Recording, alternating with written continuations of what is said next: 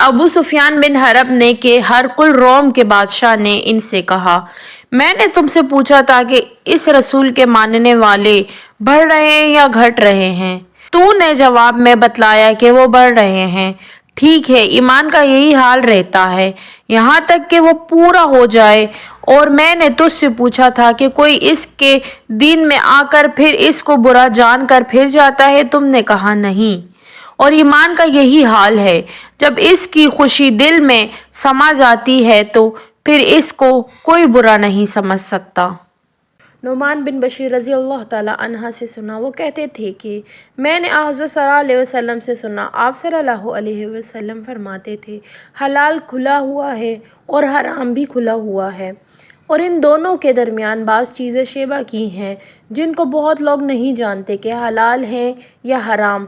پھر جو کوئی شیبہ کی چیزوں سے بھی بچ گیا، اس نے اپنے دین اور عزت کو بچا لیا، اور جو کوئی ان شیبہ کی چیزوں میں پڑ گیا، اس کی مثال اس چراواہ ہی کی ہے جو شاہی محفوظ چراگاہ کے آس پاس اپنے جانوروں کو چرائے۔ وہ قریب ہے کہ کبھی اس چراگاہ کے اندر گھس جائیں اور شاہی مجرم قرار پائیں۔ سن لو، ہر بادشاہ کی ایک چراگاہ ہوتی ہے، اللہ کی چراگاہ اس کی زمین پر حلال چیزیں ہیں، پس ان سے بچو۔ اور سن لو، بدن میں ایک گوشت کا ٹکڑا ہے، جب وہ درست ہوگا سارا بدن درست ہوگا، اور جہاں بگڑا سارا بدن بگڑ گیا۔ سن لو، وہ ٹکڑا آدمی کا دل ہے۔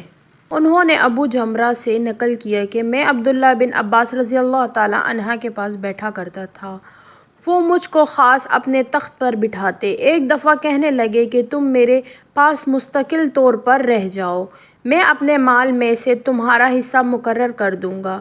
تو میں 2 ماہ تک ان کی خدمت میں رہ گیا۔ پھر کہنے لگے کہ عبدالقیس کا وفد جب حضرت محمد صلی اللہ علیہ وسلم کے پاس آیا تو آپ نے پوچھا کہ یہ کون سی قوم کے لوگ ہیں یا یہ وفد کہاں ہے؟ انہوں نے کہا کہ ربیعہ خاندان کے لوگ ہیں۔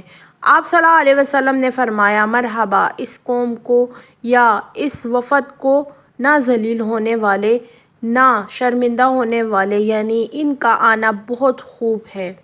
وہ کہنے لگے، اے اللہ کے رسول، ہم آپ کی خدمت میں صرف ان حرامات والے مہینوں میں آ سکتے ہیں، کیونکہ ہمارا اور آپ کے درمیان مضر کے کافروں کا قبیلہ آباد ہے۔ پس آپ ہم کو ایک ایسی قطعی بات بتلا دیجئے جس کی خبر ہم اپنے پچھلے لوگوں کو بھی کر دیں جو یہاں نہیں آئے، اور اس پر عمل درآمد کر کے ہم جنت میں داخل ہو جائیں۔ اور انہوں نے آپ سے اپنے برتنوں کے بارے میں بھی پوچھا۔ آپ صلی اللہ علیہ وسلم نے ان کو 4 باتوں کا حکم دیا اور 4 قسم کے برتنوں کو استعمال میں لانے سے منع فرمایا۔ ان کو حکم دیا کہ ایک اکیلے خدا پر ایمان لاؤ۔ پھر آپ صلی اللہ علیہ وسلم نے پوچھا کہ جانتے ہو ایک اکیلے خدا پر ایمان لانے کا مطلب کیا ہے؟ انہوں نے کہا کہ اللہ اور اس کے رسول ہی کو معلوم ہے۔ آپ صلی اللہ علیہ وسلم نے فرمایا کہ اس بات کی گواہی دینا کہ اللہ کے سوا کوئی معبود نہیں، اور یہ کہ محمد صلی اللہ علیہ وسلم اس کے سچے رسول ہیں، اور نماز قائم کرنا اور زکوٰۃ ادا کرنا اور رمضان کے روزے رکھنا، اور مال غنیمت سے جو ملے اس کا 5واں حصہ مسلمانوں کے بیت المال میں داخل کرنا، اور 4 برتنوں کے استعمال سے آپ صلی اللہ علیہ وسلم نے ان کو منع فرمایا، سبز لاکھی مرتبان سے اور کدو کے بنائے ہوئے برتن سے، لکڑی کے کھودے ہوئے برتن سے اور روغنی برتن سے، اور فرمایا کہ ان باتوں کو حفظ کر لو اور ان لوگوں کو بھی بتلا دینا جو تم سے پچھلے ہیں اور یہاں نہیں آئے ہیں۔ حضرت عمر رضی اللہ تعالیٰ عنہ سے کہ حضرت صلی اللہ علیہ وسلم نے فرمایا، عمل نیت ہی سے صحیح ہوتے ہیں یا نیت ہی کے مطابق ان کا بدلہ ملتا ہے؟ ہر آدمی کو وہی ملے گا جو نیت کرے گا۔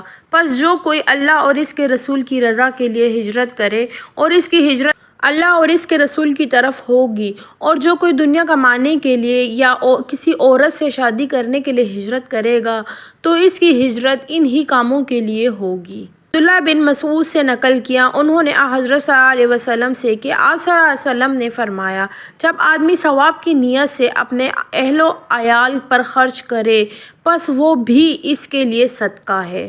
سعید بن ابی وقاص سے بیان کیا، انہوں نے ان کو خبر دی کہ حضرت صلی اللہ علیہ وسلم نے فرمایا، بے شک تو جو خرچ کرے اور اس سے تیری نیت اللہ کی رضا حاصل کرنی ہو تو تجھ کو اس کا ثواب ملے گا، یہاں تک کہ اس پر بھی جو تو اپنی بیوی کے منہ میں ڈالے۔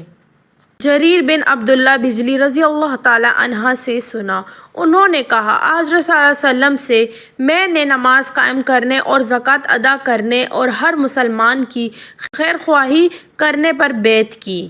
جریر بن عبداللہ سے سنا، جس دن مغیرہ بن شعبہ حاکم کوفہ کا انتقال ہوا تو وہ خطبہ کے لیے کھڑے ہوئے اور اللہ کی تعریف اور خوبی بیان کی اور کہا، تم کو اکیلے اللہ کا ڈر رکھنا چاہیے، اس کا کوئی شریک نہیں، اور تحمیم اور اطمینان سے رہنا چاہیے اس وقت تک کہ کوئی دوسرا حاکم تمہارے اوپر آئے، اور وہ ابھی آنے والا ہے۔ پھر فرمایا کہ اپنے مرنے والے حاکم کے لیے دعائے مغفرت کرو، کیونکہ وہ مغیرہ بھی معافی کو پسند کرتا تھا۔